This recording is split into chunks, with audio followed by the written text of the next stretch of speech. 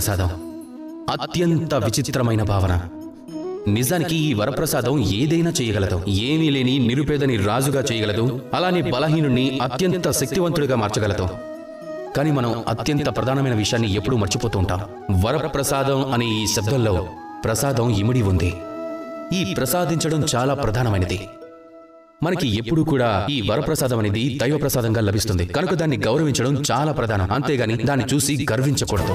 ఎవరైతే వరప్రసాదాన్ని చూసి గర్వంతో అహంకరిస్తారో అది వారికి ఉపయోగపడదు, సరికాదు కదా, అది వారి నుంచి హరించబడుతుంది కూడా. వరం అంటే శ్రేష్టమైనదని. అంటే వరప్రసాదం అనే మాటకి అర్థం ఒకటే, శ్రేష్టమైన ప్రసాదం. అంతటి గొప్ప ప్రసాదాన్ని ఒకరికి హాని చేయడానికి ఉపయోగించామంటే మీకు మీరే హాని చేసుకుంటున్నట్టు. కనుక వరప్రసాదాన్ని గౌరవించి మంచి మార్గంలో నడిస్తే, సత్కార్యాలకు దాన్ని ఉపయోగిస్తే కనుక ఆ వరం అందరికీ ప్రసాదం అవుతుంది. కనుక రండి, నా నుంచి ప్రేమని ఈ వరాన్ని పంచుకోండి. రాధాకృష్ణ.